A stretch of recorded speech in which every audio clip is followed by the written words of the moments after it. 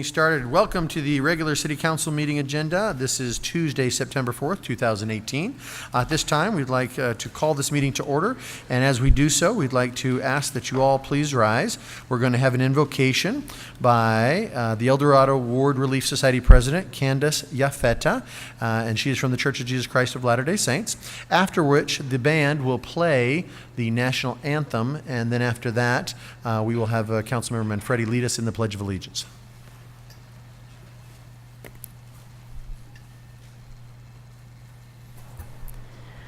Our dear Heavenly Father, we thank Thee for this opportunity that we get to meet as community and as leaders for the city of Maricopa. We're so grateful to live in this country. We're able to have our different freedoms, and I'm grateful for the leadership of this community. We're grateful for the members of this community as well, and especially for our youth. And we ask Thee that as we go throughout this meeting, that Thou may help us to fulfill Thy Spirit and be guided by Thy Spirit as we strive to make the decisions and learn about the ways that we can make improvements that are needed in our community.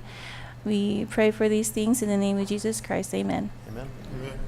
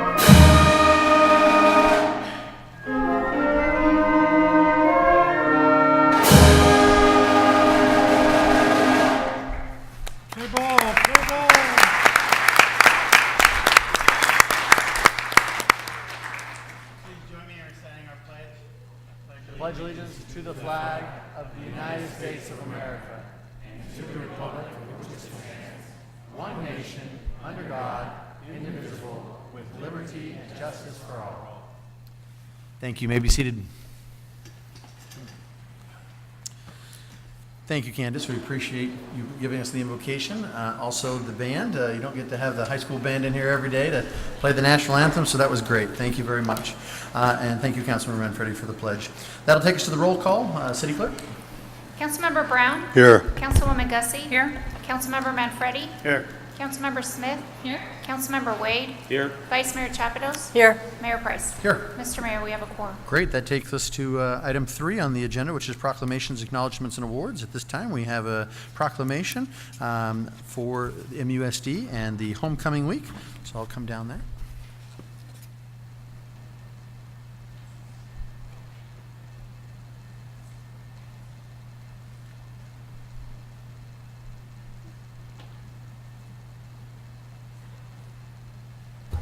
And is Heidi Vretil, did I get your last name right? Heidi, are you here? No? Okay. Well, we want everyone to come up here anyway. So if you're here with MUSD or the high school, or just want to show your high school pride, come on up here. We want to have you up here in front. So please come on up. There we go.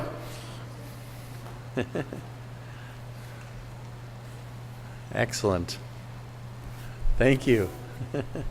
We have our student council. This is great. Some of us, wonderful. We're glad you're here.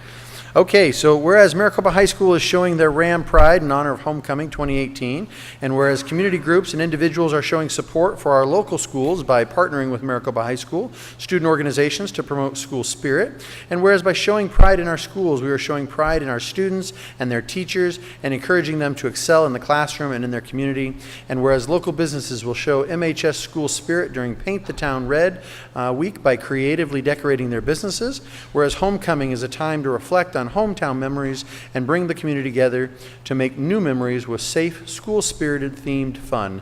And now, therefore, I, Christian Price, Mayor of the City of Maricopa, do hereby proclaim September 10th through the 14th as Paint the Town Red Week and September 14th as Ram Pride Day, and call upon all citizens of Maricopa to show Ram Pride by decorating their homes and businesses in our school colors and by supporting our students, our teachers, and our school faculty.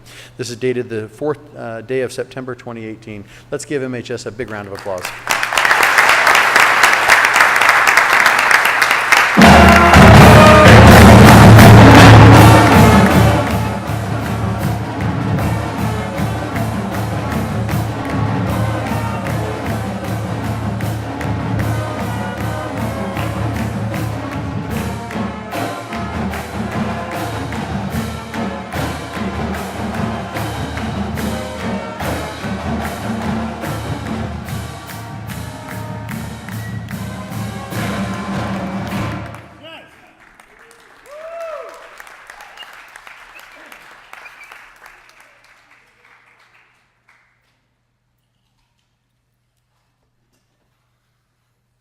Thank you very much to the Maricopa High School Marching Band. We appreciate it. And of course, our cheer and everyone here. We encourage everyone to wear the school colors. Great job.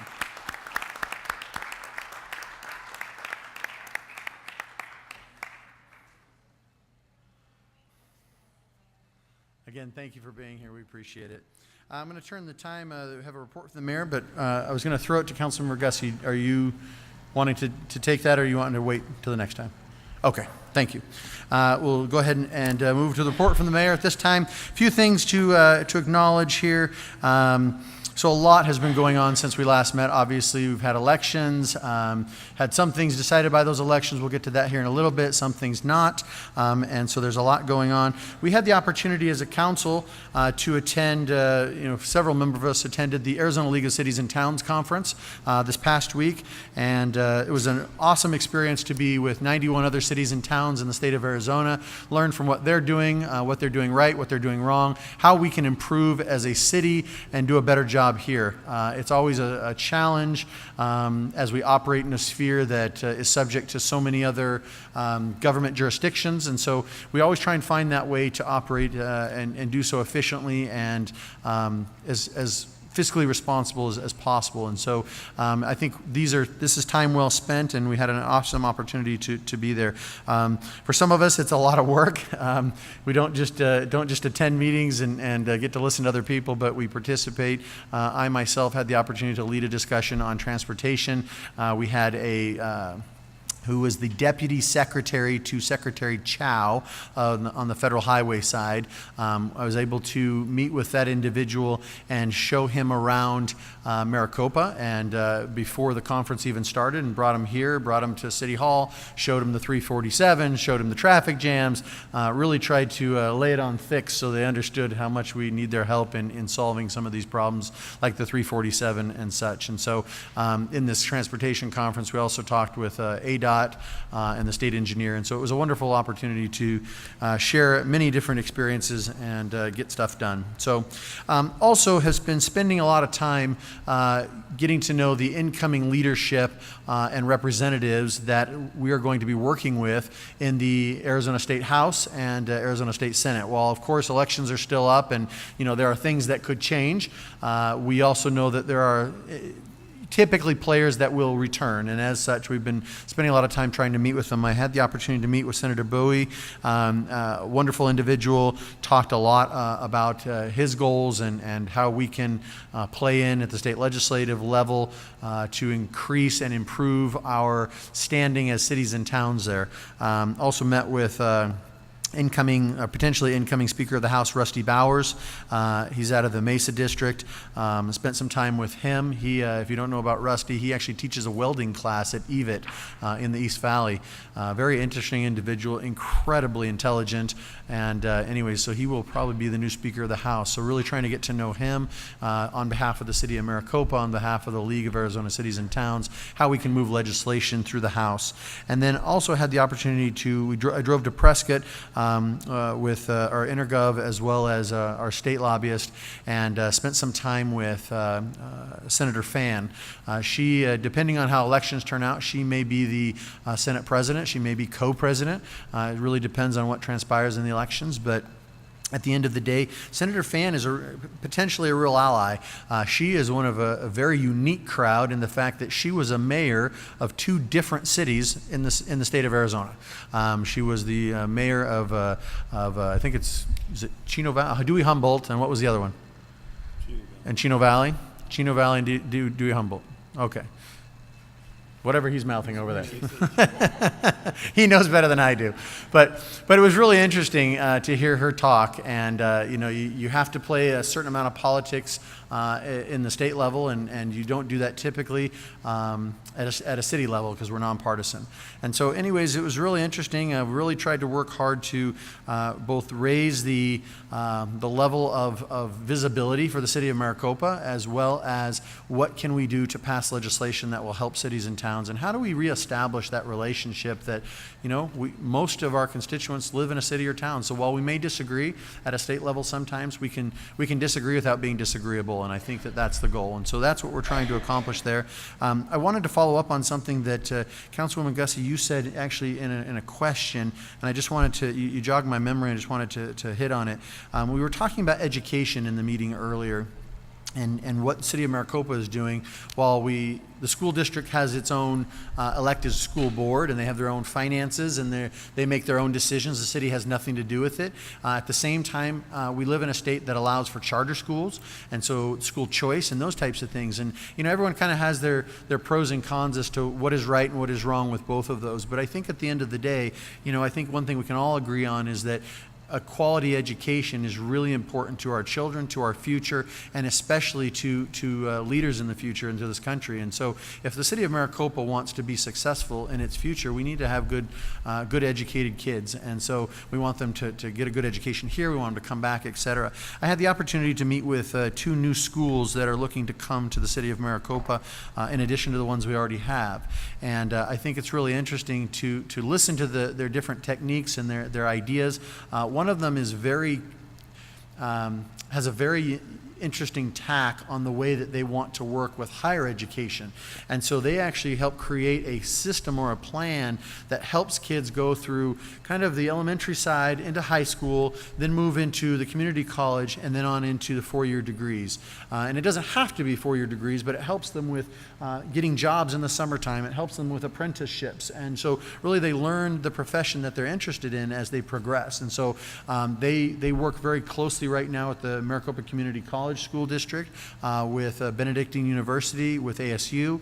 And so as we talk about leveraging the abilities that we have here with U of A, satellite campuses of ASU, and other visionary things that we're trying to accomplish here, these are some of the things that we're trying to do as you lay that foundation to make that happen. And so you partner with the right people so that it can be done in a fluid motion. And so, while all of our schools are important for that, I just thought it was really interesting how one particular school really was focusing on how do we do this from day one, and I thought that was a unique bend to take. So with that, I think that concludes the report from the mayor, and there's a lot of other meetings that took place, but I think council has covered those earlier. So with that, we'll move to the report from the city manager. Thank you, Mayor and Council.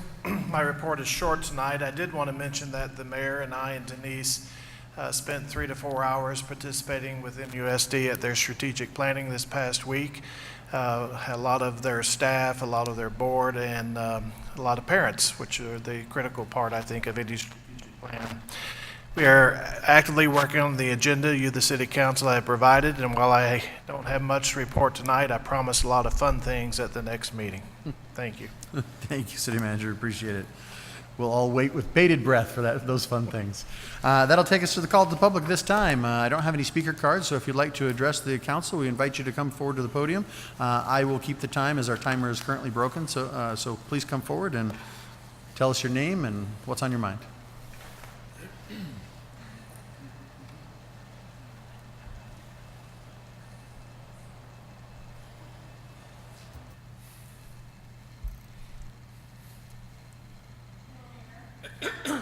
Would you push that button on if it doesn't light up green, which it should?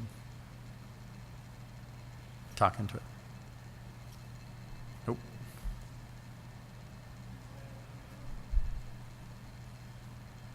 Here's Jennifer behind you here. Oh, I'm Perfect. sorry. Oh, the wrong button. That's There's okay. a couple of green buttons here. That's all right. I apologize. A little nervous. I'm used to Dr. John being here with us.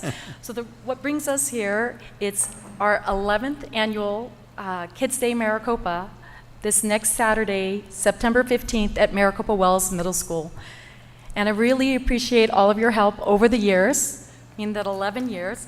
So we have a lot of surprises for the little ones. Oh, you can speak as well, sure. No, just finish what you're going to say, and then I can talk after. Okay, so we'd like to share that the Maricopa Police Department is going to be there with their drones, and there's the SWAT unit. Oh, I think Levi wanted to share that information.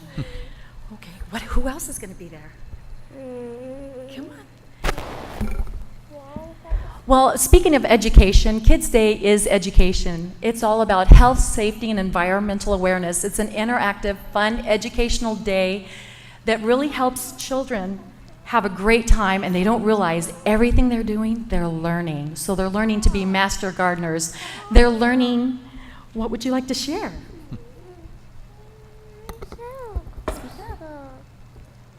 We only have 3 minutes, come on. You want to tell them about the sheriff's department and the police department and our fire department with the big giant fire trucks, and we have free food and toys and snow cones and the Maricopa. And we have the bike safety. Yes, with our very own CAT program. The police help other kids learn how to ride the bike. Yes, that is true. Well, We also have Southwestern Pediatrics and Sun Life and Dental. And what else? There's something really else cool. The police officers are gonna bring their helicopter, and the SWAT team are gonna bring their cool cars and the other equipment. So we're very excited, and it wouldn't be possible without all of you and our sponsors, the auction, Hensley, Journey United Methodist Church. Thank you. Can I go? Yes, and it's all free. And they have water safety demos. Yes. What was your favorite part of Kids Day last year? Ice cream. Oh, okay. We all love ice cream. Well, we thank you so much for your time. And I wish Dr. John could be here to share. I'm a little nervous without him. So I thank you guys. I know, thank you so much. Thanks, May. Appreciate it.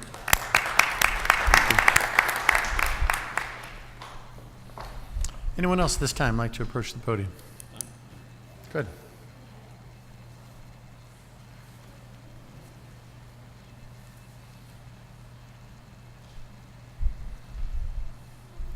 I know we're going to have other times to do this. I just want to say thank you, Maricopa.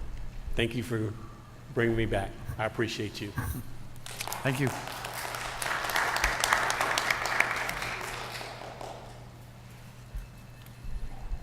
Good evening, Mr. Mayor and City Council members. My name is Erin Leslie Meehan, or simply Leslie. I came here tonight with a particular idea in mind of what I was going to say, and that all changed shortly before the meeting, but for the good. I am involved with the Block Watch in Glenwell Groves, or just Glenwell as we all call it, and we became aware recently of a couple of registered sex offenders living in our neighborhood. Some concerns were raised about notifications. Mr. Mayor, you helped channel my questions the right way, because government is new to me and trying to understand this thing they call chain of command. And one thing led to another, and we ended up having a really good dialogue prior to the meeting this evening starting. Great. And notifications went out to our residents concerning one of them. And the other one, it doesn't really matter. He's kind of not around in the picture right now. That's not a bad thing. But I wanted to thank the chief and thank the Maricopa Police Department for listening and helping and answering the questions and being patient with us while we try to figure out how to communicate with police. It's a different world from civilian world. And sometimes we don't ask the right questions, we don't go about it the right way, we're really just trying to figure it out. But it's never done with the intention of hurting anybody, and especially our police department, because we support them very much and they do a lot of hard work with not a lot of manpower in the city of Maricopa. I also wanted to thank the city for the opportunity to have Block Watch. We are working with the Maricopa Police Department on it, and we're doing things a little differently in Glen Wild, but it seems to work well. And as long as it's working, we're going to keep going and moving in that direction. I would encourage everybody that is a resident within or without an HOA to please get involved in Block Watch in the city of Maricopa. At the corner of it, it's just really about people getting to know each other and watching out for each other. Thanks. Thank you, Leslie. Appreciate it.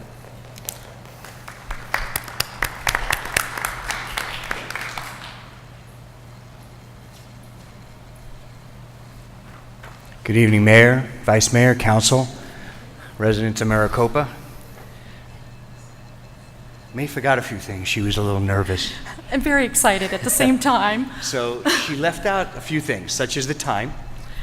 Yes, it's very important. It's 10 a.m. to 4 p.m., Saturday, September 15th at Maricopa Wells Middle School. I also wanted to share, because I was very excited, Baxter from the Arizona Diamondbacks is going to be there, Stryker and the Sidewinders from the Rattlers, and then Wildman Phil has a really amazing desert creatures and how to handle them and how not to handle some of them as well.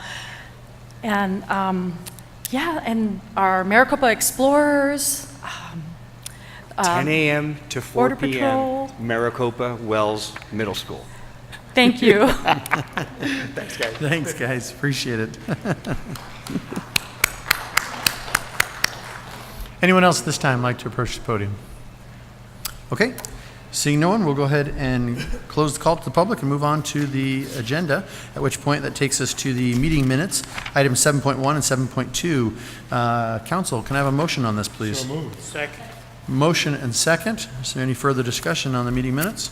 Seeing none, all in favor say aye. Aye. Any opposed? That motion carries. Okay. That'll take us to item 8, which is public hearings. We actually have 2 public hearings at this time. Item 8.1, which is PH 18-06. The mayor and the city council shall hear public comments on a proposed text amendment to the zoning code. This is TXT 18-01, Article 410.24, residential and group care homes, Article 601, use classifications, and Article 602.02, list of definitions. So we'll turn it over to Martin's group. Kazi, are you going? Talking. Lead us off here. Give us a brief understanding of what it is, and then we'll open it up to the public. Okay, good evening, Honorable Mayor, Member of Council. These are a couple of text amendments on your agenda tonight. The first one is, as you mentioned, TXT 1801 case number. It's about zoning code Article 410.24, residential and group care homes. The proposed text amendment is a series of code revision that we will bring to the City Council after, having assessed the zoning code. Since its approval in 2014, we've been assessing what's effective, what's not working. So we'll be bringing you a few of them. But this particular zoning text amendment, we've received 2 applications from the city. Assisted living and foster care home operators. One of the case that happened was that on the foster home there were 6 siblings, And our zoning code currently only allows up to 5 residents in a house. As such, it was a problem for the 6 siblings to stay together. So they had to be housed different in different house. So that was one of the issue. And another issue is for assisted living. A lot of time when you have 5 capped, there are a lot of people, husband, wife, or, relatives, they cannot, once you meet that 5 level, you cannot have any more in the house in the same assisted living. Furthermore, the state of Arizona state legislatures passed a law recently that allows up to 6 for behavioral disability patient. It's a little complex because as you go to Phoenix, you have multitude of different type of issues out there. Over there you have halfway house, you have assisted living, you have group homes, you have sober living, residential care, community residence, so different terminology, different use, and depending on the impact that it creates in that particular neighborhood. So there's no one size fits all, if you will. So what Maricopa, what we did with our research, we looked at all other municipalities in Arizona, and we talked to our legal department, and we are proposing right now to move our minimum cap to 6 without requiring a zoning clearance. So they could come out here, and if they're 1 to 6, they'll be able to go ahead and start that operation for 1 to 6. Anything above 6, 7 to 10, or some number like that would require a zoning permit and will be dealt case by case basis. So that's the gist of this code amendment. I think it helps as you know, we are growing, and there's this need. So we don't have to send people out some other cities when we can provide this service over here. And it perpetuates a lot of social work that we need in our society. So that's one of the main reason we are here tonight, to ask you for an approval of a text amendment. And the ordinance is in your regular session. The applicants are here also today. So if you have any question, I'll be glad to answer that. And like I said, the applicant is here. They have a presentation for you too. Okay, perfect. I think, I guess if the applicant would like to come up and give us a quick presentation, then we'll go with that, and then we'll open it up to any citizens that have questions.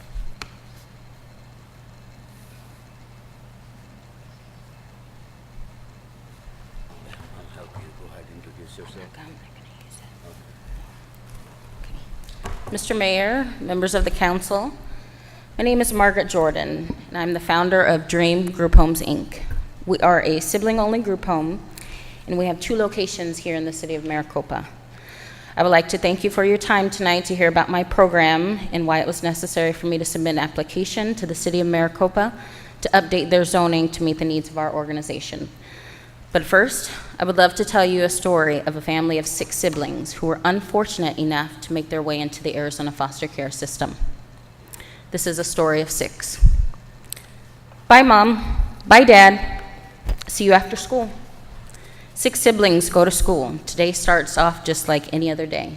At 12, I am the oldest of my 6 siblings. My brothers and sisters are 2, 6, 8, and 10-year-old twins. My name is Esperanza. Ring, ring. Miss Lowe, can you send Esperanza to the front office, please? Sure.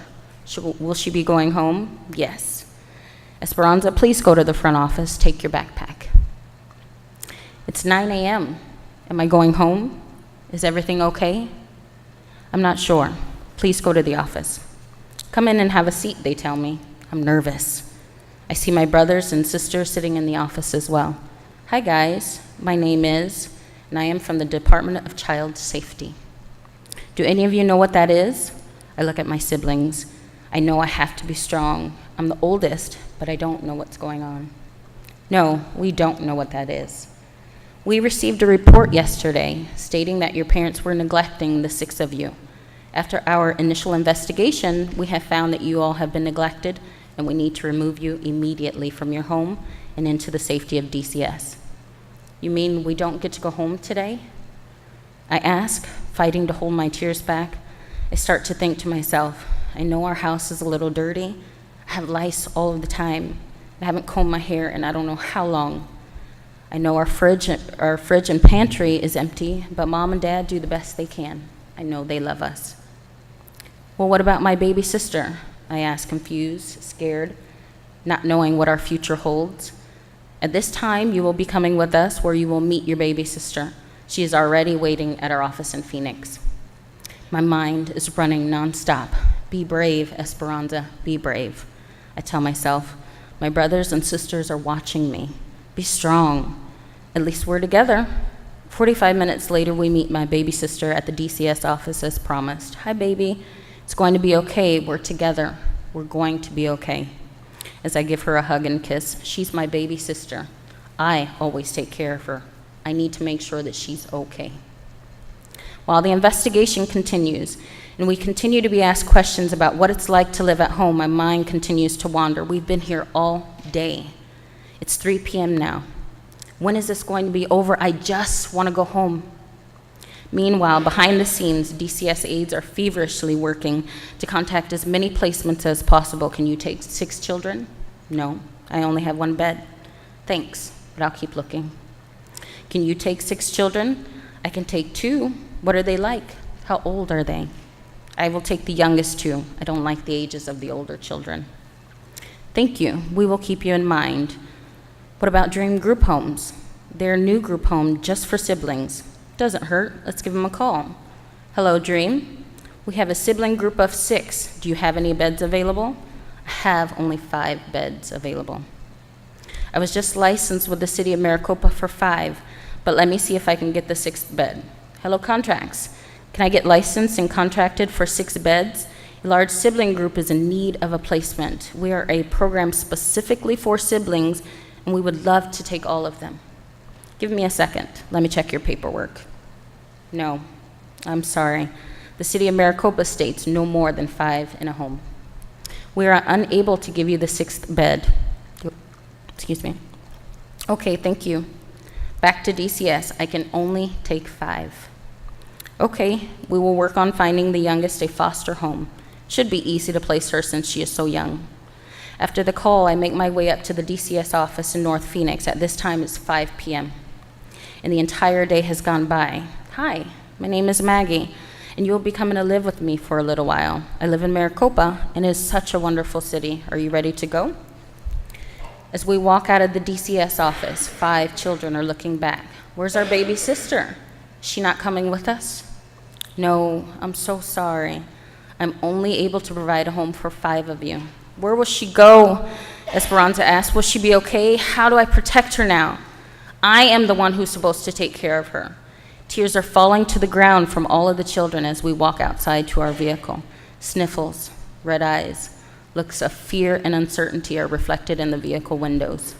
An hour later, they have arrived at their new home here in Maricopa, a home that is incomplete without their parents, without their entire sibling group.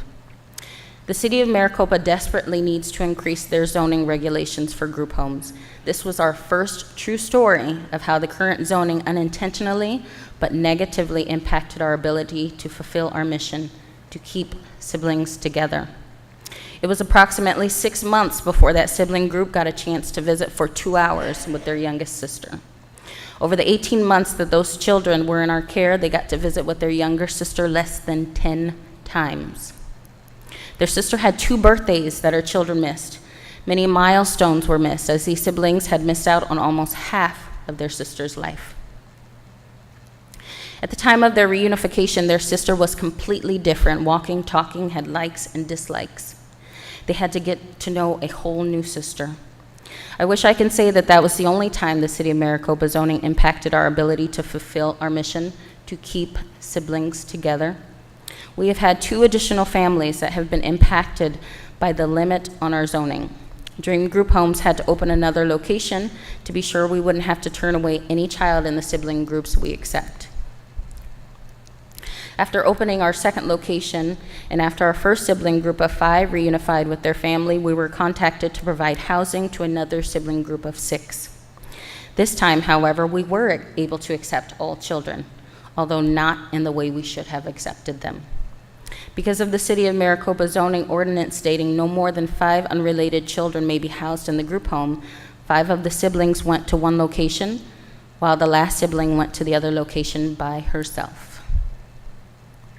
Even though both locations do all activities together, it has still affected all of the siblings negatively, as the last sibling was not able to be under the same roof at the end of each day. We knew we had to do something. Looking over the zoning, we were able to request an accommodation to house all 6 siblings together. However, the accommodation required another major change in our program. We pride ourselves on being different from the rest of the group home industry in Arizona. First, we keep siblings together, which reduces the trauma of being away from home and away from each other. Then we provide live-in staff for our children, which allows our siblings to bond appropriately with one trusted adult rather than the many rotational staffs that are present in other group homes. When we requested our accommodation, our organization was unable to provide a live-in staff due again to the zoning ordinance of Maricopa. We could now house all children together as they were related, but we were unable to provide a live-in staff as it violated our accommodation in the city ordinance of having no more than 5 unrelated persons living in a home. Our children once again lost their constant parental figure and had to endure a rotational staff system, which added to their trauma, and I believe affected the quality of care we were able to provide. During their time here, our 6th bed opened back up with our sibling group, and we requested to move our bed count back to 5 at each location.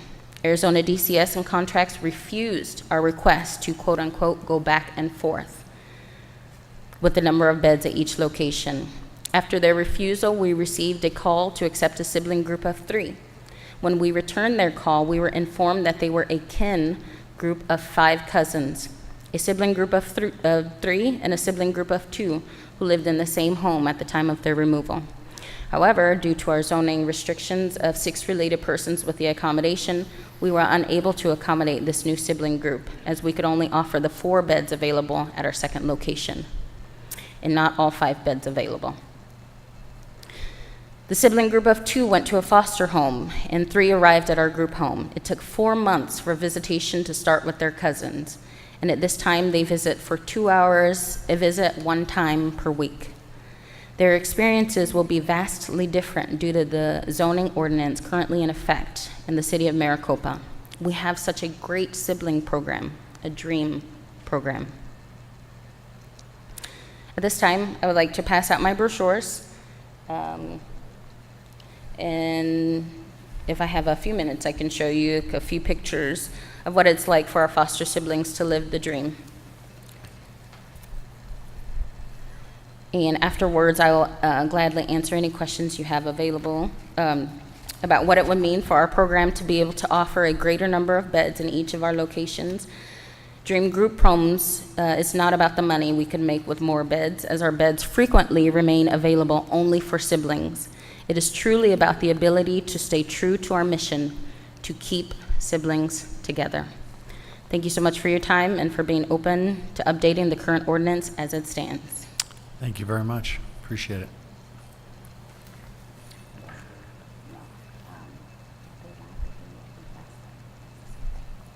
Okay, we'll open it up to the public at this time. If you would like to speak, approach the podium and speak to this item and this item only, you may do so.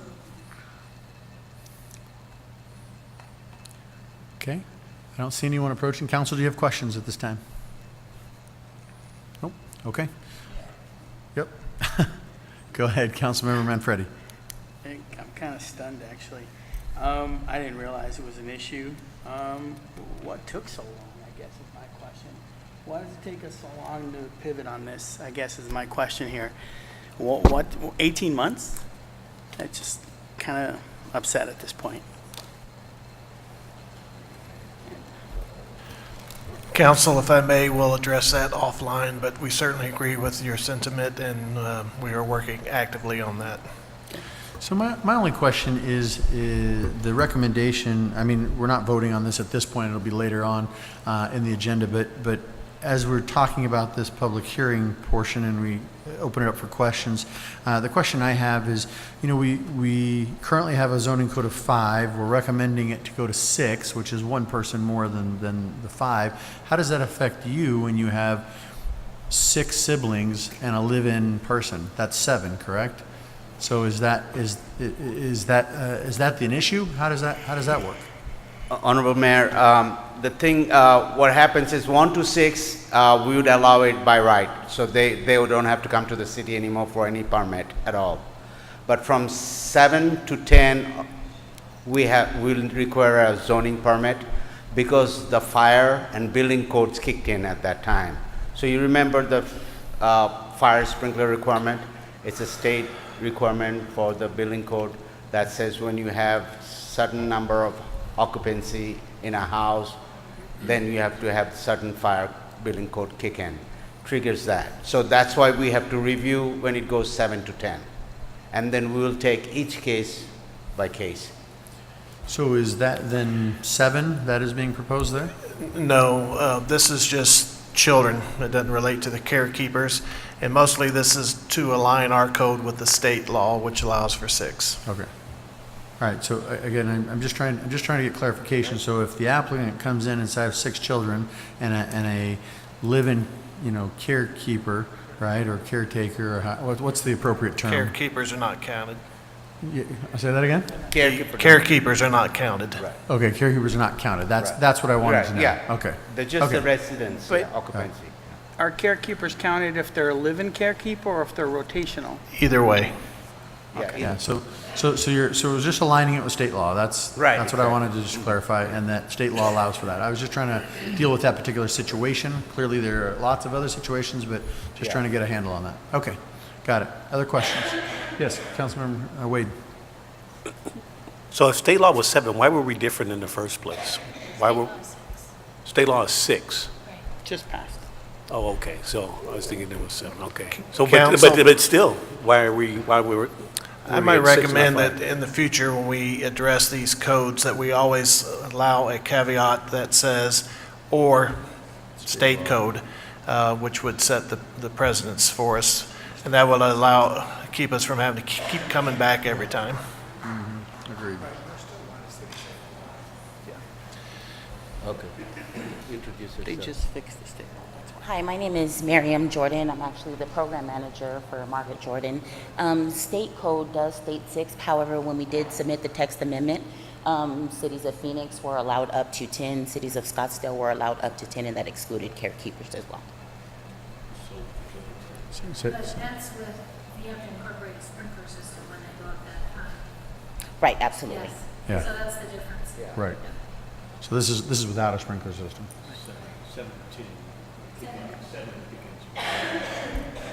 Okay, I understand. Any other questions on this? Any other public comment at this time? Well, and then to address Mr. Manfredi, 18 months, we were working diligently with Mr. Kazi to submit the text amendment. We went back and forth. It was a group effort, and we all worked together to get it submitted. Perfect. Thank you very much. We appreciate it. All right, if we don't have anything else on this particular item, let's go ahead and close the public hearing on this, 8.1, and move to 8.2. PH 18-07, the mayor and city council shall hear public comment on a proposed text amendment to the zoning code, text 18-02, Article 205, industrial districts, and Article 401.08, exceptions to height limits. Kazi. Thank you, Mayor. Again, this is on your agenda for a proposed text amendment to zoning code, Article 205, industrial districts, table development standards, and also Article 401.08, exceptions to height limit. That's table number 401.08, allowed projections above height limit. We have a new industrial project that's coming in right next to the ethanol plant over on Cowtown Road. Currently, our code in the industrial district only allows up to 40 feet. And that's a constraint barrier because most of the industrial, as you know, pellet mills or like ethanol plant or grain mills, they have silos and stuff that goes way above that, 100 feet, sometimes 120. So it's a very simple request. We are proposing to change the current zoning code for heavy industry, the CI1, from 40 feet to 100 plus. We have left it open. It'll be case by case basis and it'll require a conditional use permit. So staff and planning commission will be able to review and scrutiny each case separately. Okay. Any council, any questions on that? I don't think there's any presentations on that one. So anybody like to come and address the council on that proposed text amendment? We'd welcome you to do so. Okay, seeing no one, we'll go ahead and close the public hearing at this time on that particular item, and then that will take us through to the next portion of the agenda. We'll be coming back to these points here in the upcoming agenda, I believe. That'll take us to the consent agenda, which is items 9.1 through items 9:18, accepting, as we've pulled these from the consent agenda, 9:6, 9:8, 9:15, 9:17, and 9:18. We'll be addressing those as we move into the regular agenda. Is there a motion to approve? So moved. Is there a second? Motion and second. Any further discussion on consent at this time? Seeing none, all in favor say aye. Aye. Any opposed? That motion carries. Okay. That'll take us to item 9.6, which is the first one that was pulled. We'll just go through these in numerical order. This is the Mayor and City Council shall discuss, possibly take action on approving a memorandum of understanding with the Maricopa Economic Development Alliance and Arizona Nonprofit Corporation to partner with on the State of the City event. This is for discussion and action. Jennifer, you're listed as the person on this, but I'm going to flip it over to Councilwoman Gussie, who asked it to be pulled. Yes, and I think my questions are more directed for Iona, if that's all right. Absolutely. Thank you. Now, Madam Councilwoman, I thank you in advance. Thank you, maybe. This calls out for sponsorship and attendance, for you to allocate funds for the sponsorship and increase the attendance for the State of the City address. That's not my understanding. We're not in a position really we are a fiscal agent that will help support the city's efforts to promote this, and it's a big deal, and especially this year, 15th anniversary. It's like Back to the Future. And META has and always will, or hopefully always, will be a sponsor. Most of the board members of META are sponsors, so we will definitely promote that. And we will collect the checks. We've established a separate bank account, META, State of the City. We have a separate P.O. box. I will do the invoicing separately, and we'll have, a separate set of books, etc. And we will champion people, but we're not going to promote the event. The city has a PIO function, and you're way better at it than we are. Does that work? Okay, well, then my questions are for Jennifer. Okay, I'm sorry. I'm sorry. So Jennifer, I have here the expenses for last year's event was $11,044. That's just the expenses alone. Now, am I to understand that META is supposed to seek the sponsorship, or are you going to go out and seek the sponsorship for this event?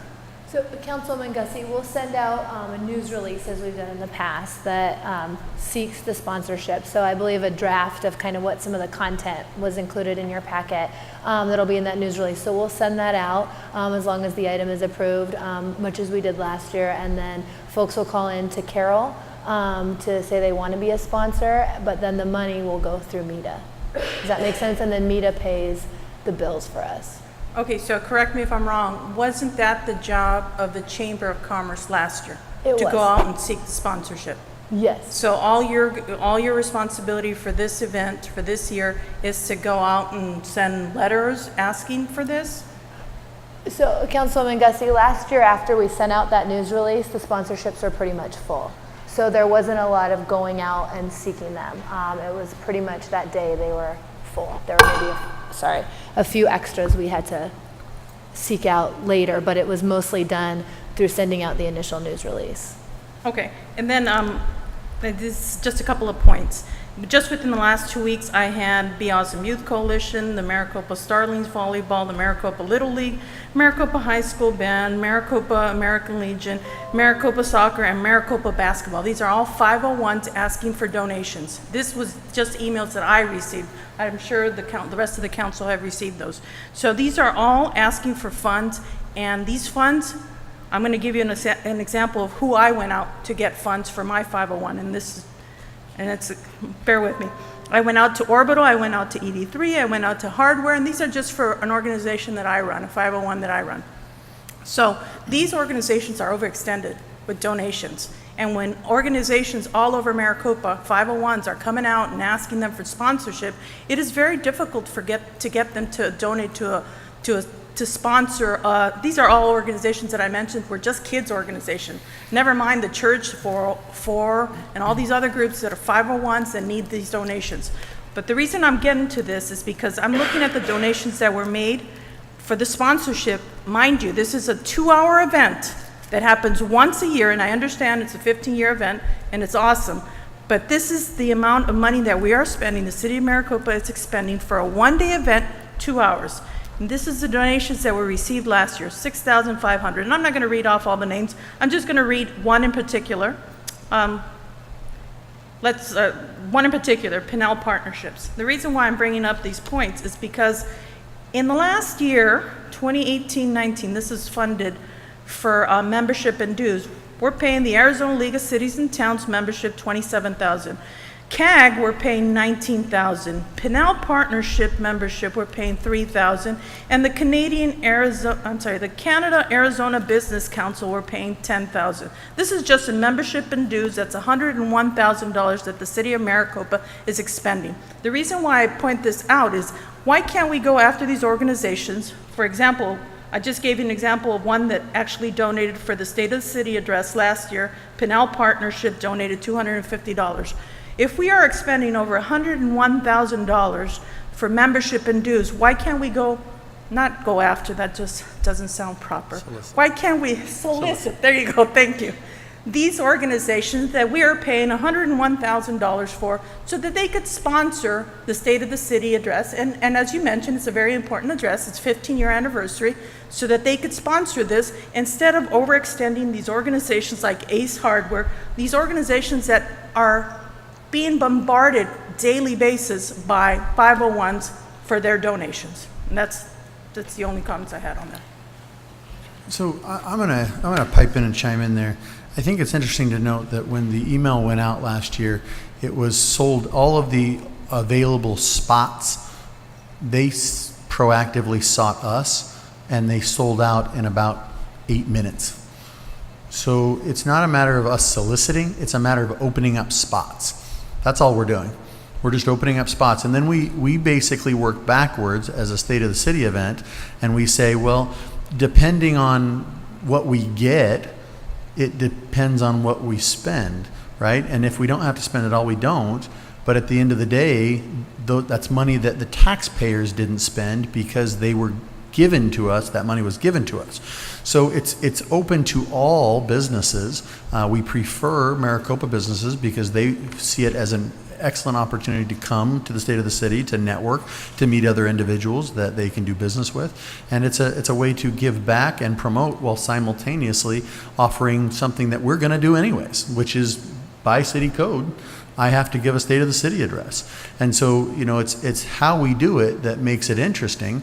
But again, it's the idea to stay in our budget and to not expend taxpayer monies, but rather to let them come to us. All we do is open up those spots, and then they come to us. So, you know, you talk about solicitation, that when it happened, it was, you know, they had given us a solicitation of interest. They just didn't write the check yet. So it was a matter of following up with them. And I think that, you know, any of us who do business do that all the time. But I can point out to one of the examples that you give, Councilwoman, is, you know, I don't know if I want to mention by name, but there were only so many premier sponsorships or the top level sponsorships. And this individual did not happen to check the email fast enough and did not get the spot and was actually very upset. And it's one of the ones that you actually mentioned. So again, it's up to them to decide that, not to us, but we're not necessarily soliciting them as much as we are simply opening the spot for them to take hold of it should they desire it. So I think you want to have something? If I could, Mayor Price, to address Councilwoman Gussie's question, because it's a great question, and it's a universal question. So the city government does participate and makes an investment in many organizations. Some of them are investments, some of them are partnership and membership. All of those organizations are way bigger than just City of Maricopa geographic area. And they would be Pinel Partnership, Canada Arizona Business Council, etc. So they would be asked by many, many cities and many other nonprofits to be a part of something. So it's not always a direct reciprocal expectation, because those groups are also chartered to do their jobs as well. And their interests may be broader than just the city of Maricopa per se. I hear loud and clear, because I will tell you that there are business people in our region, and if they give you money and you don't give money to United Way, they're going to know, because they're on the United Way too, and they're going to say you're not doing your job. Not you personally, but another nonprofit group. So everyone expects that reciprocity. It just doesn't always work that way, Madam Councilwoman. And if I could, Mayor, to clarify something earlier, the Honorable Exalted One is not you, it's Marvin L. Brown. Thank you. Thank you. Thank you. Councilwoman Gussie, I also wanted to point out real fast. I mean, I think you bring up a really good point about, reaching out to some of these. I think that there's a limitation on some of the ones that are on here based on the fact that the nonprofit status that they maintain is one of absolute limitation. They only take in exactly what they need to operate. So for example, CAG, which is a transportation agency, MAG, those types of things, those are transportation agencies. So they're not typically out there supporting things, but sometimes they do. And so I think you bring up a really good point that we can certainly reach out to them and say, hey, would you be willing and interested in, giving something back out of that? And I think the one that is probably the most interesting is to talk to Glenn, the Canada Arizona Business Council, because they have a lot of business connections that are really, really good. But again, I think that the idea here is the real idea behind opening up these sponsorship slots is to allow businesses to both contribute as well as be present and advertise, and that's a win-win for everybody. So just if that makes any difference. All right, and then just my last point. You did mention that the sponsorship, out of the $11,000, the sponsorship raised or donated was $6,500, so there was some expense to the city. Correct. And that's not including the $8,337 of indirect staff costs. Yeah, and the reality is that one of the things I think that is not the story that's not told, especially in the last year's model, is that two things. We didn't have a PIO on staff. It was Jennifer doing multiple things. So we had to hire videographers for the videos that we do in that, and that was one of our biggest costs. Secondly, is that some of the staff hours that are counted on there were things that they were already doing for the mud run. So those are recouped on the mud run side, but are counted on the State of the City side because they were building obstacles that they were reusing. And so at the end of the day, it's something that we already budget for and that we actually already are going to put in. But then there's also savings. One of the things that is also true is that, when I first came on, there was, after the first year, or maybe it was the second year, we had an option of trying to do paying for someone to write a speech, and so that's actually fairly expensive. It's about $2,500, and so I've just kind of taken it upon myself where I write that speech and I take my time and therefore save the city $2,500. So I think it's important that we point out where the dollars are coming from and how they're allocated and where they're made back up. The other side to it is that this year we looked at it and said, well, if this sold out in 7 minutes, what if we raise the cost and increase the amount? And then we raised more. And if we spent less this year, then it will actually roll over into State of the City next year. And so anything that we may have overspent last year, which we really didn't because it was all covered, at the same time, you're making back up for it. So it's not just a year-by-year allocation, but rather kind of what are we trying to accomplish over the long term. But at the same time, the message that you're sending out is whoever brings in the most bucks are the ones that are going to have their names plastered in this room during that event. Yeah, I guess that's a way of looking at it. I guess the way I see it is it's a way for us to give back to the community, in which most State of the Cities out there are sponsored by a 501c. That's something I spent a lot of time researching. If you go to the East Valley, it's sponsored by the East Valley Chamber. And the way the East Valley Chamber does it is they go out and they solicit their members to raise dollars, and then once they have all those dollars raised, they sell tables and they sell breakfast and they sell it for $75 a seat. And then they raise even more money and they get to keep that money. Now, we've taken that out of it and said, well, we're not looking to raise money, we're looking to break even here. And so I think that it's really important that we understand some of those distinct differences. Simultaneously, though, all of those people that give money to those state of the cities so that the taxpayers aren't footing the bill, it's completely on them. We haven't gotten to that ability yet because whether it's the chamber or META or it's just new to us because we're a young city, we haven't been able to relinquish that entire control because there's still too much that we're trying to accomplish and that the other entity that we're partnering with doesn't have the ability to do it. And so one of the things we're trying to find is that happy medium that allows for us to maintain the control that we need to maintain while simultaneously earning the dollars that are going to help offset from the taxpayer's perspective so that they don't have to foot the bill. And so again, it's a way of doing the same thing that other cities do, which is their sponsors are being recognized, they're being promoted, and at the end of the day, they're being advertised. And so we're really just following suit, but in a much different, but what is a Maricopa way of doing it. We're not trying to raise dollars for it. We're just trying to break even. Councilmember Whitten. I just have one quick question, reference to BFO. Was any of this conversation about the state of the city addressed during the BFO? Yeah, I mean, I'll let the BFO members talk about it, but every year in the state of the city, we have a line item for it in the budget. And one of the things that we have done actually as a BFO is what we presented to you as full council is we've reduced that line item because we've relied more on what it is to raise dollars from the private sector to offset so that the taxpayers don't have to pay as much. Now, we could keep that line item in there if we wanted to and just say, you know, we don't spend it. But what we actually chose to do was say, let's reallocate it to things that are going to be needed. And so as the BFO, you know, heard from every one of our departments, and there were areas in which they absolutely had to have something, we had to cut something. And so we actually cut it out of the state of the city address, and that's line item, to reduce it so that we could, again, have the private sector paying for it, and we could allocate those taxpayer dollars to areas in which they were desperately needed amongst city services. So it was another way of saying, here's how we benefit the taxpayer in this model. Actually, that was going to be my last statement, is that's the way you benefit the taxpayers by doing it in that way. Okay, thank you.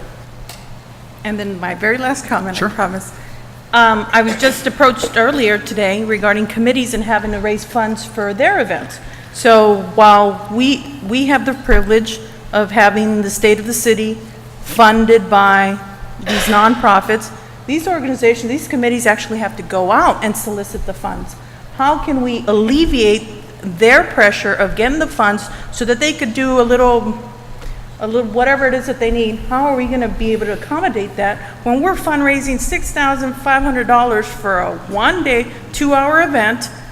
How can we facilitate that? Well, I think that's I know this goes off topic, Yeah, but I'm and just bringing this wrench in because it's a proof. Right. Well, I think it's an issue that, you know, again, we don't want to go off topic here because Dennis will, you know, pop a vein or something and that'll be bad.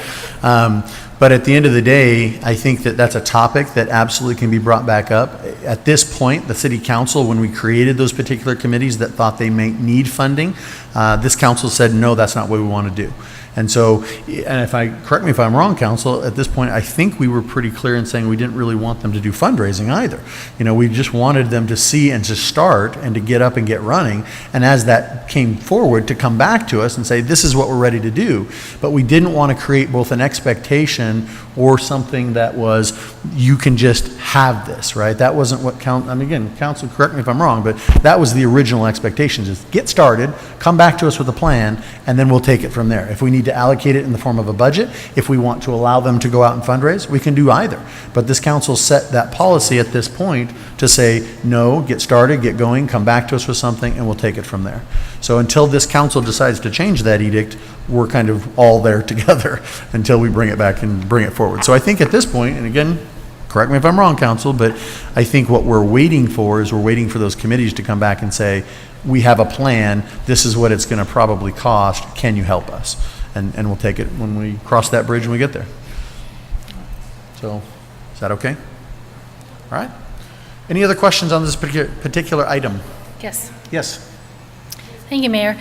I actually was going to pull this as well, but one question that I didn't have, but I want to clarify on a question Councilwoman Gussie asked.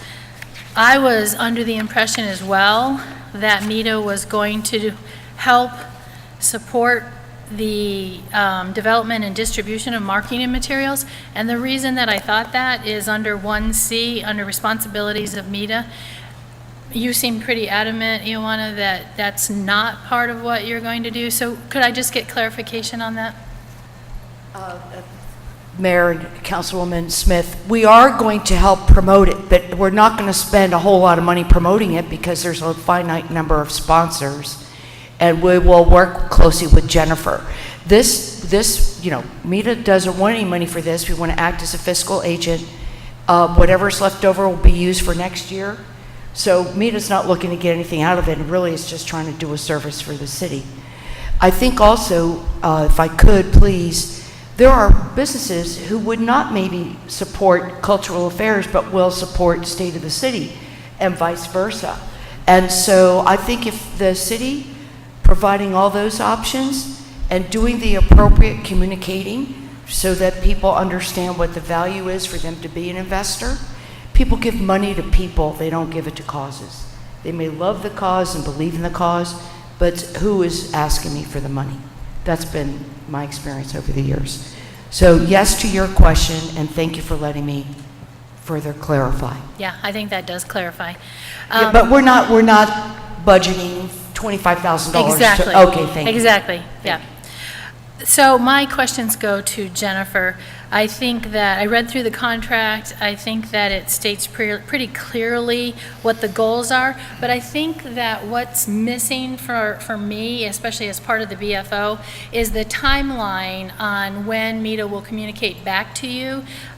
Here's how we're doing, and here's how much we've raised, such that we know early enough. We didn't raise enough, we raised plenty. So I feel like that is missing, and wondered if we could somehow get that to be part of the process as well. Councilmember Smith, last year they sold out so quickly, so we knew pretty instantly that we had the money.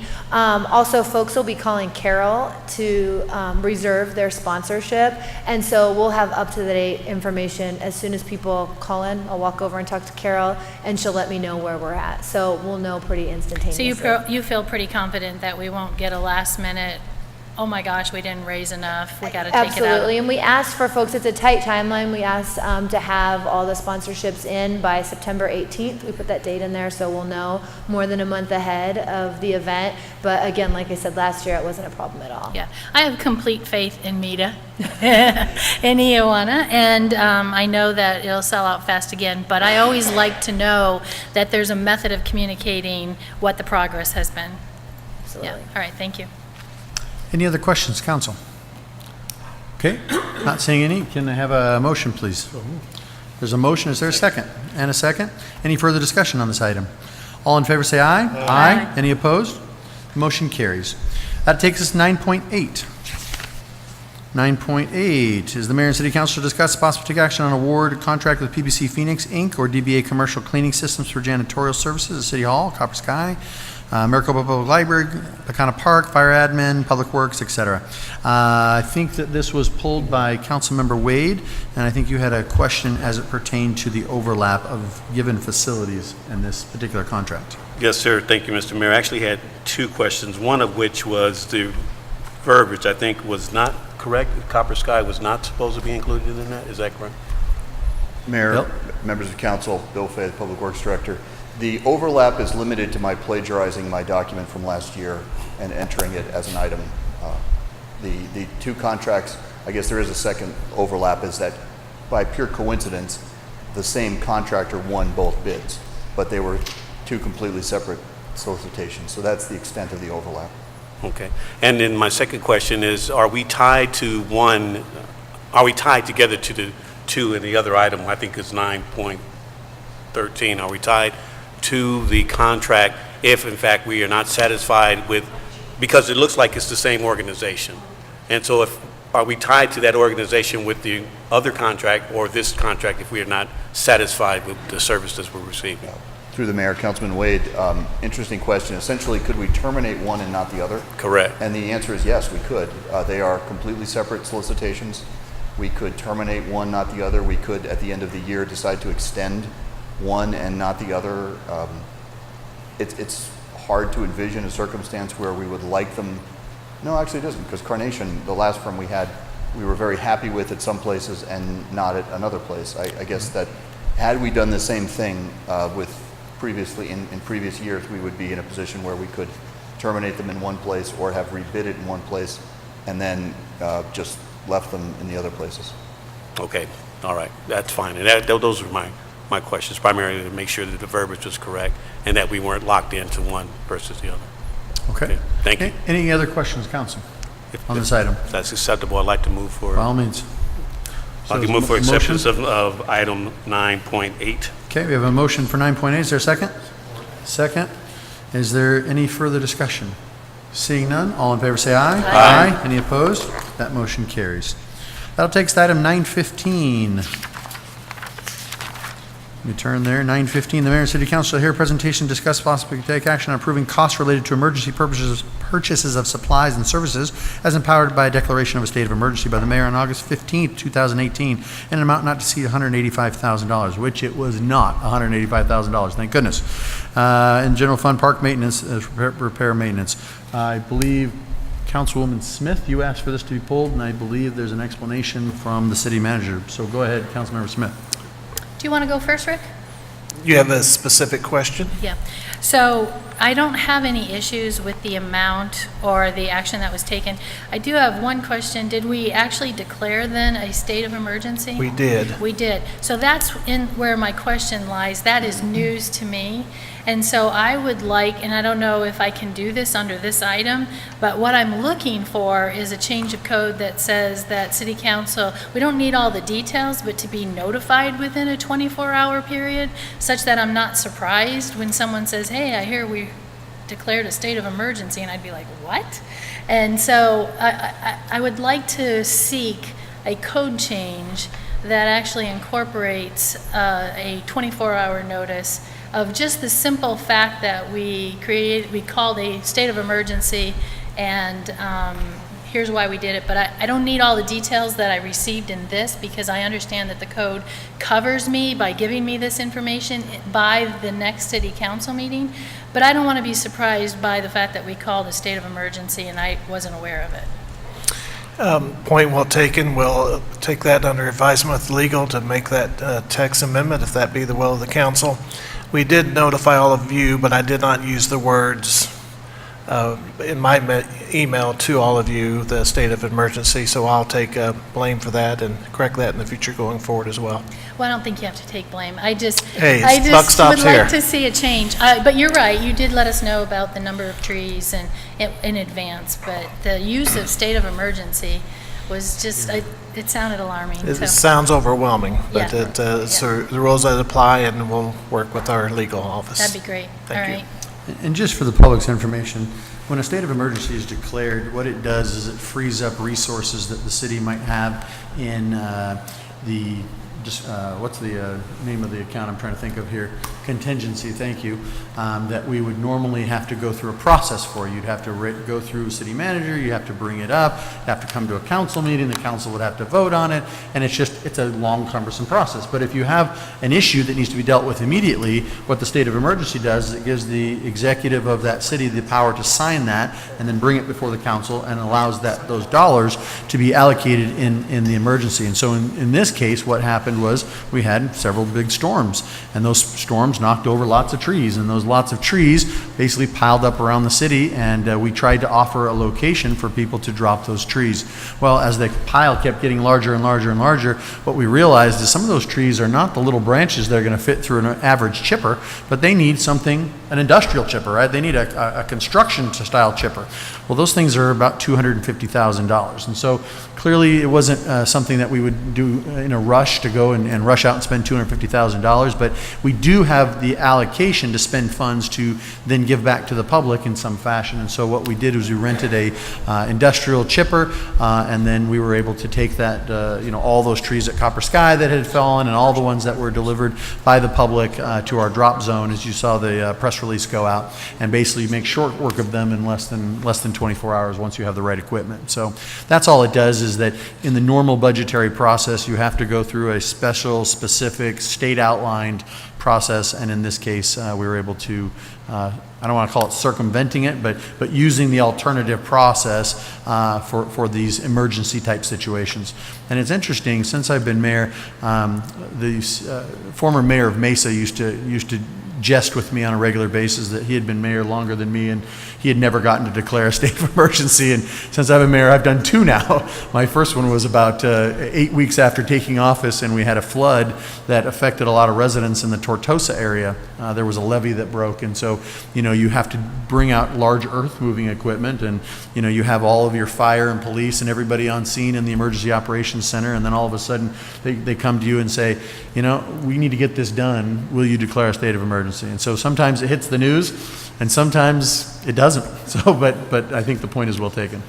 I would like to inform the council, we anticipated a 30-day lease, but the equipment worked so well, as did our staff, that they accomplished the task in just a little over 2 weeks, so the cost will actually be less than what we anticipated. And what was the anticipated cost for the public? The $65,000 was the original cost. We anticipate 30 to 40 is probably where it will end up. Okay. All right. So that's the answer on Yeah, that, I just and want to well make, said. I want to make clear, I didn't have any problem with the process. I just think that we need a little tweak to the code so that we're not, if something really, really critical comes, we get the information. Absolutely. Well said. Any additional concerns, questions on this item? Seeing none, is there a motion, please? So moved? There's a motion. Is there a second? Motion and second. Any further discussion? All in favor say aye. Aye. Any opposed? That motion carries. Okay. That'll take us to item, I think, is 917. Councilmember Smith. Yes, I believe that we have a presentation that so my purpose of pulling this is that the public hasn't seen the results of the proposal that was the winning proposal for developing a concept for Copper Sky commercial area. And I think it's important that they see and hear about the winning proposal and what they have planned for, and a timeline, and any expectations that they might have. Absolutely. Take it away, Denise. Wonderful. Well, good evening. I'm Denise Earhart, Economic Development Director for the City of Maricopa, and thank you so much for your question. I agree. It's important to, share to everyone how we got to today and how we got to a potential contract on the agenda. So we did put together a PowerPoint presentation. We skipped over a few slides. I guess I could drive myself. This is for item 9.17, and it's for the master planning and marketing agreement for Copper Sky Commercial. The city staff had recommended CPI, which is Commercial Property Inc., as the selected vendor. So I'll go through and I'll talk about what the project is, the timeline, what was the process that we went through, and why CPI was selected and what was the criteria. So this is for 18.3 acres of commercial land adjacent to Copper Sky Commercial. We went out for RFP 5 years ago, and it just was not good timing for the project. We've seen enhanced interest on the site for multiple different types of developers, and the primary goal here was to put this in the hands of the private sector so that they could do what they do well. And so what we did is on February 14th, we put out an RFP. We then did a pre-bid conference, and that's where developers, anyone who's semi-interested to very interested in the project, can come in, learn more about the city, the process, what we're looking for, and and then that's prior to turning in the proposal. Proposals were turned in on March 22nd. The evaluation committee, which is comprised of economic development and development services staff, reviewed the proposals on March 28th. We then invited the vendors to come in and present, and that was 2 different firms. And then on May 30th, we selected, through tentative award, CPI. The scope of the project is we are looking to sell or do a ground lease for development. Ultimately is It's for a firm that can put together a team that has vision, experience, financial strength, and capacity to transform Copper Sky Commercial into a high-quality mixed-use destination that complements our multi-generational park and delivers significant social and economic impact to the community. So the vendors were evaluated on these different areas. I believe there's 10 different areas. That's right. So we were looking at their experience. Have they done this before? If so, what did those projects look like? What was the time frame? Financial strength? Do they have the ability to pull off this kind of project? What did their performance look like? Overall understand and the as on the community to make sure that also wanted our housing needs. They really understood that came to the table, and that's the is for master plan, but the first so representatives in the valley more about their team. But I wanted to know that the effective date in terms of, is it days from the effective? Way fast. And we're proposing to do a study of the area that will do a few things, but most of all, it will enable this area to take a few steps towards coming out of the floodplain. That will particularly make, well, there's a few things we're going to do ourselves as a city, but it will help remove some of the unknowns for the development community to come in and put in high-density housing or multifamily housing, or even buy up entire blocks and put in stores and commercial and that kind of stuff. There's a few direct things that the city is doing, so that will be the overall study. One of the other things that will be included in this study, this is your fault, Mayor, you made me do that. FEMA defines where the floodplain is just in terms of its broad parameters. It doesn't define what really is happening in the details. You have to get in and study that. So for example, we recently saw in Province, some of the core data indicates some of it's a little bit underwater, some of it's 8 feet underwater. Not Province that exists, but some of the new development that's happening. We don't really have any of that data here.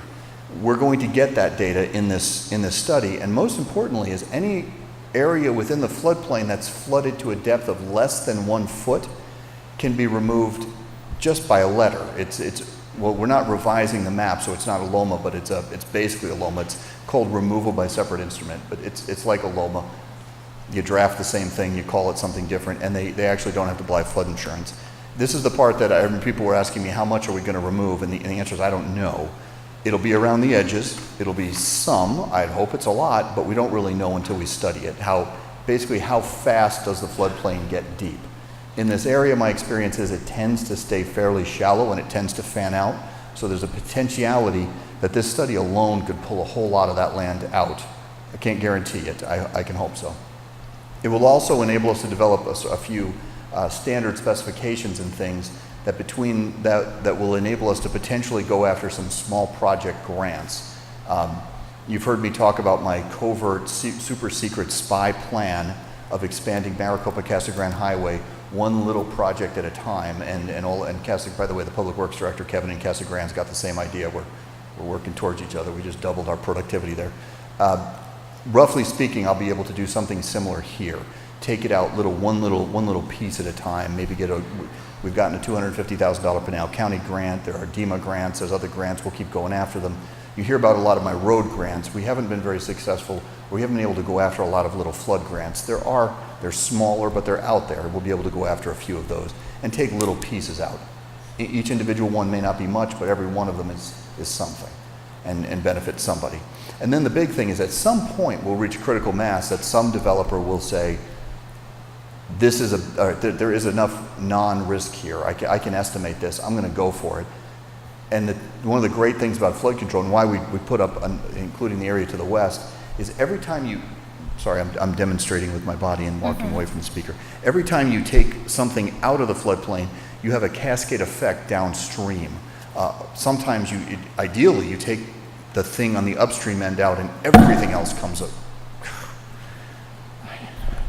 Everything else, goes away. But realistically, what happens is every time you do something, you have at least a good effect downstream. But someday, we'll do a few things. We'll take some stuff that's under a foot out. We'll get a little grant. We'll do this. A developer will come in and take a big piece out, and all of a sudden, 80% of the floodplain is gone before we know it. That's our hope. I really kind of broke free from my presentation, and I didn't really talk about any of the stuff that's on the slides at all. I really should not ad-lib up here. We all know what happens when I start ad-libbing. So at that point, I will just shoot myself in the foot or ask for questions. Any questions, Council, on this particular item? Just one. Yes, Councilor Smith. Bill, will you be taking this presentation to the Heritage District Committee? Because I think they would benefit from hearing it as well.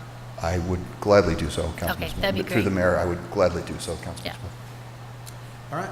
No other questions? Can I have a motion, please? Mayor Price, I did see Councilman Gussie raise her hand, if you don't mind me. Okay. She was just waving at me. How you doing? Jay. I'm willing to make a motion. Okay, go ahead. I motion to approve item 9.18. Second. There's a motion and a second. Any further discussion on this item? Seeing none, all in favor say aye. Aye. Any opposed? That motion carries. Great, that got us through what was the consent agenda, and now we're back onto the regular agenda. Item 10.1, so we have a couple of ordinances on here that will hit roll calls. Some of them are doubled up as it's an ordinance and a resolution, and the resolution we can just do by voice consent as I understand it. So with that, we'll start with this first one, which is an ordinance. The ordinance of the mayor and city council of the city of Maricopa, Arizona, amending table 205.03 and table 401.08 of the Maricopa zoning code regarding exceptions to the height limits for certain mechanical appurtenances in the industrial districts and providing for severability and the effective date thereof. This is for discussion and action. So Kazi, I think we've kind of gone through this, correct? Are there any questions for Kazi on this, as we've already gone through the public hearings? Okay, with that, can I have a motion, please? So moved. Go ahead, Councilwoman Gussie. A motion and then a second. Is that true, Councilmember Manfredi? Yes, sir. Okay, so we have a motion and a second. Is there any further discussion on this? Seeing none, we'll move to a roll call. Councilmember Smith? Yes. Councilmember Wade? Yes. Vice Mayor Chapados? Yes. Councilmember Brown? Yes. Councilmember Manfredi? Yes. Councilwoman Gussie? Yes. Mayor Price? Yes. Motion passes. Great, thank you very much. That takes us to item 10.2. Now, this one is the resolution. I won't read the whole thing, but it is a resolution declaring up as a public record a certain document filed with the city clerk entitled 2018 Amendments to the City of Maricopa Zoning Code for Group Homes relating to the establishment of rules and regulations for group homes. So again, we've been through the public hearing. Is there any additional comment, Kazi, or any additional questions for Kazi? Yeah, Honorable Mayor, Member of Council, just point of clarification. Ms. Margaret Jordan, the applicant for group home, Dream Home Group Home, I've been working with her for almost a year when she first came in. I just want to point of clarification. Councilmember Manfredi, particularly, you had concern about the 18 months. I just want to tell you, she was talking about the whole process from the DPS to state system and our, but when she came in here within 3 months after staff found out about the sibling separation issue, as our code allows reasonable accommodation, we were able to provide her within 3 months the 6 siblings, provided she applied for a text amendment. So she applied it in November, she got in December the 6 siblings Thank you. together. Yes, sir. Thank you for the Just want to clarification. make sure. I thought the kids were separated for that full 18 months without us stepping in and taking action, so that upset me. And I also want to make clarification. So the 18 months refers to the time that those particular children were in our care. So the accommodation, the city accommodated us on the second set of siblings. We applied for it, immediately started working on it, and then we had an accommodation to house them together, and then the process had started. So, Right. he's been wonderful. It was not 18 months. Thank you. And we have been working on it ever since. Yeah, Thank you my so head much. was turning red over here while I was listening. Yes, And no, for me, it's a big I number. believe in zoning code. I believe, we have to follow rules. But when you have 6 kids that are separated, there has to be an accommodation. And that's what I feel, is that when there's something overwhelmingly wrong, we have to step in and fix it without all the steps maybe, and then just follow the steps afterwards. But we have to step in and fix these issues when we find them. And thank you for Absolutely, and making he me did. feel a lot better, actually. Thank you. So to say that, move to adopt item number 10-2. So we have a item to adopt 10-2. Is there a second? Second. So motion and seconded. Are there any further discussion on this item? Seeing none, all in favor say aye. Aye. Any opposed? That motion carries. So that'll take us to the corresponding ordinance, which is the next one. This one I get to read, an ordinance of the mayor and city council, the city of Maricopa, Arizona, adopting 2018 amendments to the city of Maricopa zoning code, group homes, by reference and amending certain provisions of articles 401.24 and 601 and 602.02 of the Maricopa zoning code, and providing for the severability and the effective date thereof.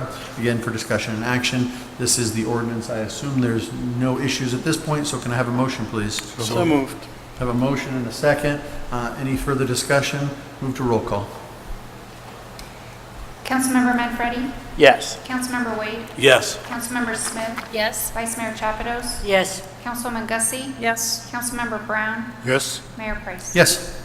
Motion passes. Great, thank you. Thank you for all your work. Appreciate it. Item 10.4, this is a resolution. This is for alarm systems. City declaring a public record certain documents filed with the city clerk entitled 2018 Amendments to Article 10-4 Alarm Systems relating to the establishment of rules and regulations of alarm systems within the city of Maricopa. Chief Stahl. Good evening, Mayor, members of council. As you know, we've been working on an alarm ordinance for probably 3 years now. The alarms continue to be, false alarm calls continue to be our top call taker every month, more than 100 every month. So we wanted to write an ordinance so we didn't penalize the current law abiders by making them pay more for an alarm permit, and yet we wanted to make sure that those who are not following the alarm ordinance are held accountable. We have, I believe, done a good job along with legal in making sure that all the definitions are in line with best practices with surrounding cities. So alarm companies that do installations are very familiar with this language. They know how to explain it to their customers, and nothing will surprise them in that fashion. I want to commend Martin and Robert with making sure, helping us make sure that this is electronic and user-friendly in our SmartGov, so that our customers, especially our Canadian friends, can now purchase alarm permits online and pay them with credit cards, so that they can renew that and not have to make sure that they're back in the city of Maricopa and do so. The other real convenient thing about this alarm ordinance, excuse me, is that as is in most cases in most cities, the first alarm or first false alarm that we respond to, normally the fee or the fine is waived if you take a class on how to properly set your alarm and properly utilize an alarm.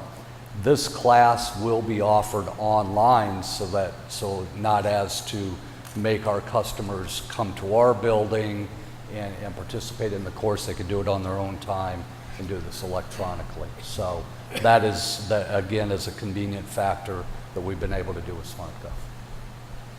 I'll entertain any questions you may have. Council, any questions on that, those adjustments to the alarm code?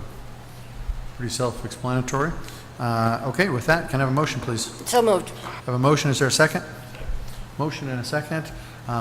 Again, not seeing anyone else that wants to speak on this item, so all in favor say aye. Aye. Any opposed?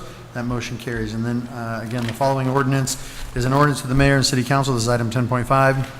Ordinance 18-07, ordinance of the mayor and city council of the city of Maricopa, Arizona, adopting 2018 amendments to Article 10-4, alarm systems by reference and amending Article 10-4 of the Maricopa City Code and providing for severability and the effective date thereof. Discussion and action. If there are no other questions, can I have a motion, please? So moved. Motion, is there a second? Second. With that, we have a motion and a second. Can I move to roll call, please? Councilmember Wade? Yes. Councilmember Manfredi?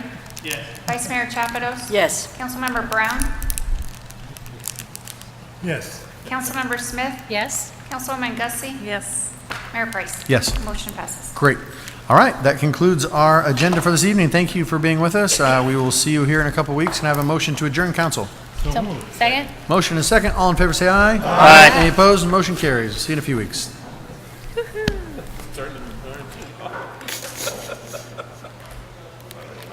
Everyone looked at me and I'm like.